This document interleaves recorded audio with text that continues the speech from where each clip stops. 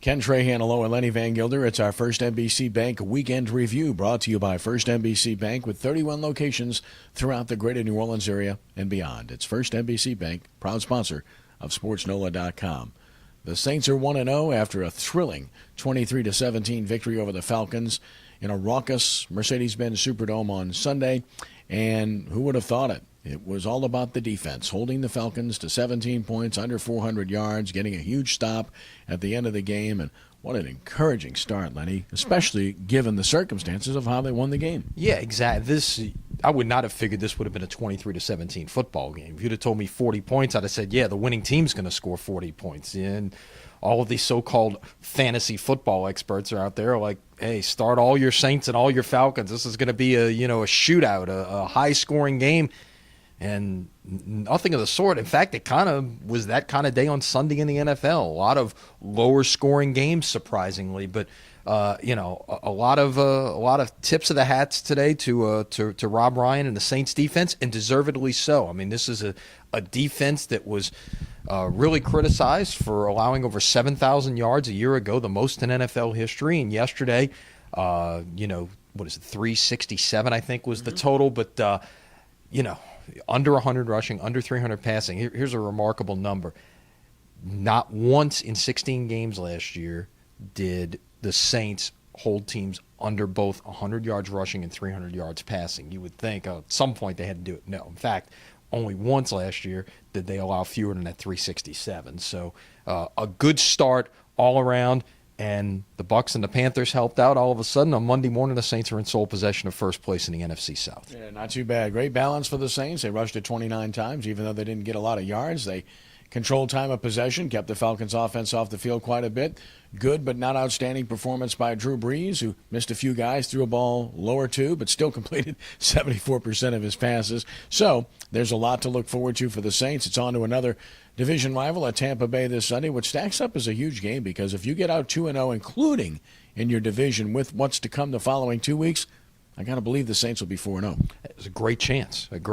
But again, is this team to the point where you can say no matter when they roll out there, this is a certain win? I don't think we're quite looking at that situation yet, but certainly a win on Sunday could go a long way and maybe restoring some order to things in New Orleans, if you will. And we'll have to wait and see about defensive injuries, which could hurt Tyron Walker, Broderick Bunkley, Patrick Robinson, all left the game. We'll see how they are heading into this week, but don't expect the Saints to tell you much about that.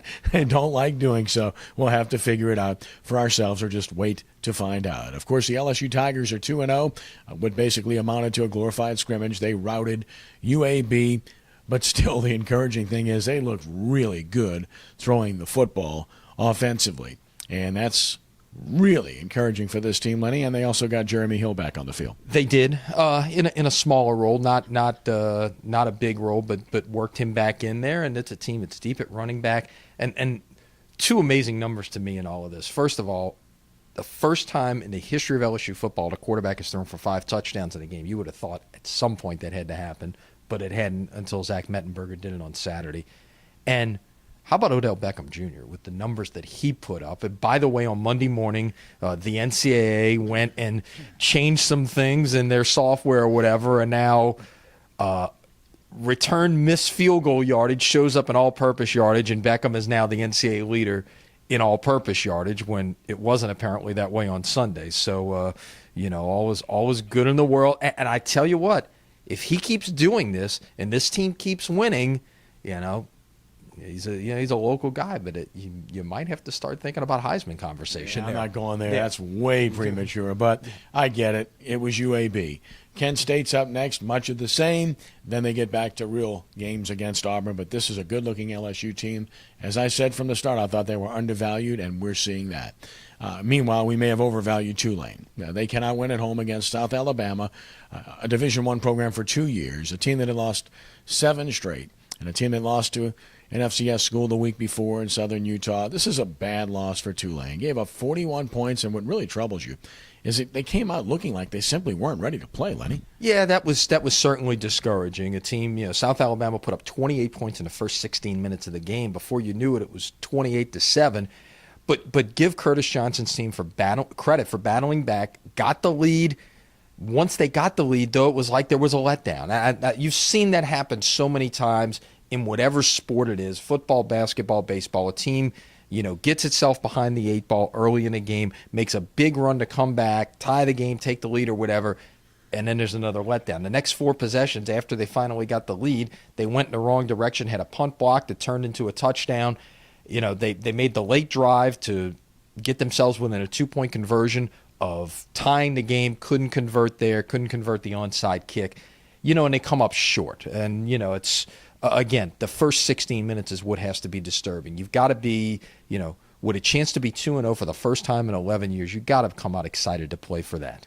And, of course, the punt block really ultimately decided the game, and that simply cannot happen. Of course, it was a busy high school football weekend. We hope you had a chance to see Vanderbilt Catholic beat E.D. White in our first NBC Bank Prep Showcase, our first game of the year. We'll have many more to come.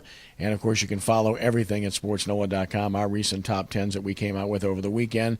Not the sports writers, but ours, and they come out first. So you can check those out as well as a feature on Warren Easton football with their win this past week at Santa Ma. And, of course, Sports Noah TV, Monday night, 6 p.m.